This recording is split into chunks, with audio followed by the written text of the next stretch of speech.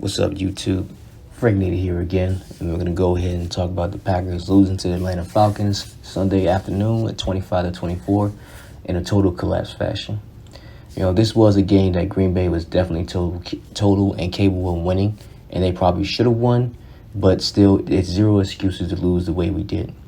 Coming off a strong start against division rivals the Chicago Bears, Green Bay looked to improve on that performance and go 2-0 under Jordan Love.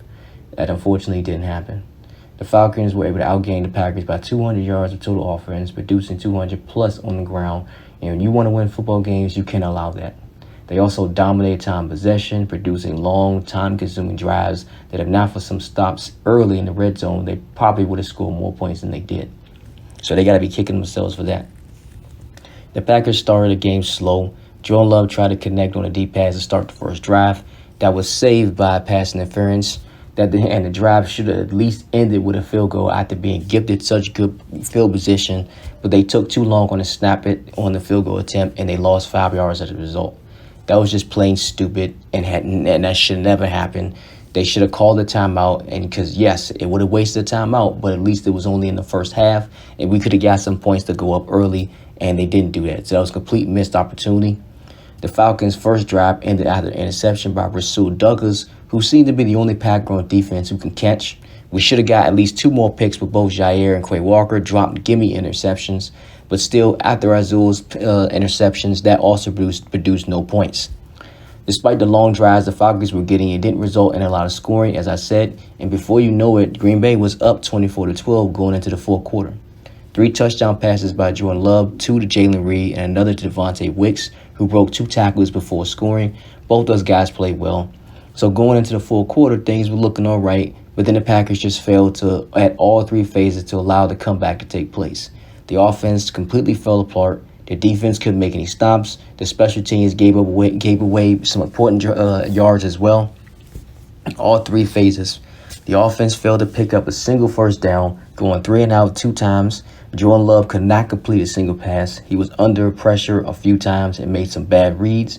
A.J. Dillon, who just left his legs at home, stumbled on what could have been a first down on the second drive. So not being able to move the ball at all, just left the defense out on the field majority of the quarter. And as a result, they gave up a lot of big plays on each of the Atlanta Falcons scoring drives. Mack Hollins made a 45-yard catch over Darnell Savage on a flea flicker on the first drive. Bijan Robinson had a 29-yard catch on a busted coverage on the second drive. Like, what the hell was Devondre Campbell doing on him in the first place? More importantly, lined up about 10 to 15 yards off of him. So I don't know what the hell Joe Barry was doing on that play, what exactly he saw or why he even called it to begin with. But just pitiful, absolutely pitiful. Drake London started the third and final drive with a 24-yard catch over Jaire. Special teams, like I said, they also played their part with a face mask on the first punt. Then they gave up 16 yards on the return on the next one. So, yeah, like I said in my video last week, you shouldn't make too many bold statements until much later. I said, we'll see how the Packers look against better football teams. And for 3 quarters, they looked good, but they couldn't finish. And it's honestly a continuing problem with Matt LaFleur.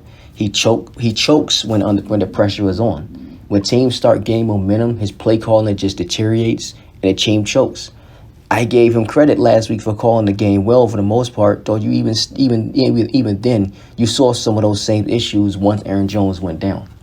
The defense went back to their usual habits, giving up big plays, failing to get crucial stops. More importantly, the run defense. These guys are so bad at stopping the run. It's really embarrassing.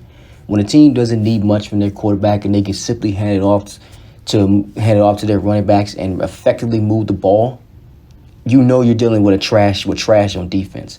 As I said, they gave up 200 plus yards on the ground. 0 excuses for that. The Falcons also converted 9 times on 3rd and 4th downs. Just an ugly performance by defense all around. Kenny Clark played well. Quay Walker had 17 tackles, but other than that, the rest of those guys looked like shit. Darnell Savage gave up that big play and missed a couple of tackles. Jaire dropped an easy pick, and gave up 5 completions for 99 yards. Rashawn Gary also gave up containment on that quarterback draw on 4th down. Jordan Love on the offense side of the ball, can't let him off the hook either. Again, he didn't complete any passes in the fourth quarter. Hard to get into any type of rhythm with incompletions. And he also botched a quarterback sneak. So hopefully he cleans that up, and I think he will. But he's going to need better protection for the offensive line because the offensive line overall did not have a good game either. With Bakhtiari sitting out this game and also losing Elgton Jenkins to injuries, they really struggle to protect Jordan Love down the stretch and really struggle in run blocking. A.J. Dillon didn't show up again. We lost Aaron Jones to the hamstring injury last week, so he needed to reduce and step up, but he didn't. His footwork was just terrible. He couldn't stay on his feet and didn't break many tackles. A guy his size, averaging only 3.5 yards a carry, isn't going to do it. I called him out last week by how he performed, and I knew this was going to happen. I had maybe a little bit of faith in the back of my head that, if we just kept feeding him the ball, maybe eventually he'll get into some good rhythm and bust out some good runs. We saw maybe 1 or 2, but it just wasn't enough. So I just don't see any reason for the Packers to re-sign him once his rookie deal is over, because he's just not the answer when you don't have Aaron Jones out there. But it also didn't help that, yes, the run blocking was very poor as well. So all those things played a factor, all of it. But some positives that you can't take with this game is our rookie wide receivers Jalen Reed and Devontae Wicks. Both those guys combined for 3 touchdown receptions, and both rookies scored their first touchdowns this game. I really like watching Reed play, and if we could just get Christian Watson's injury-prone ass back out there, our receiving core can make a ton of noise. With himself, Reed, and Romeo Doubs, I think we got a really good receiving core if we're healthy. We also didn't turn the ball over. Though one pass should have been picked, but they also dropped it. Still, we had 0 turnovers, and we scored 2 touchdowns in the third quarter. So those are at least some good positives that we can take away from this game, despite losing. But overall, it was just an ugly collapse by Green Bay. They had the Falcons down, but they took their foot off the gas, missed opportunities early. The run defense, not being able to run the ball ourselves, time possession, conservative play calling down the stretch, and not getting any stops on 3rd or 4th downs is ultimately why Green Bay is 1-1, and deservedly so.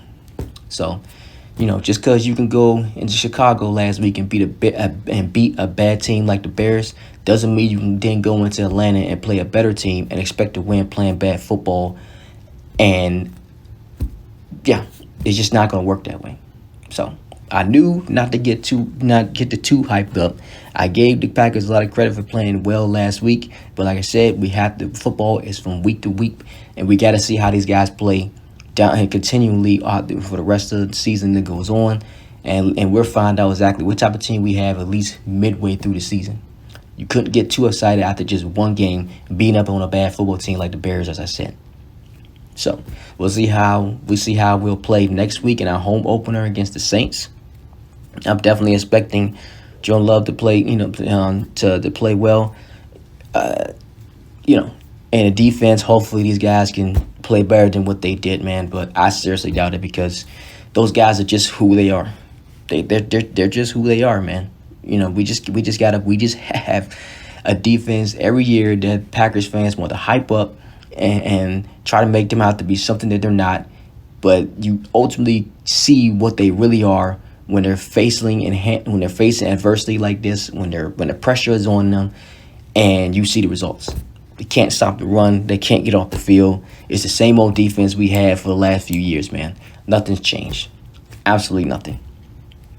So, but one last good thing is that at least the Vikings, the Lions, and the Bears all lost as well. So even though we could be sitting on top of the division at 2-0, instead we're sitting at 1-1. I think we're tied for first place with the Lions and with both the Vikings and the Bears being 0-2. So again, at least all the rest of the NFC North opponents lost as well. So that's at least that's some positives off of that. But yeah, that's all I got, man. On to the next game. I'm out of here. Peace.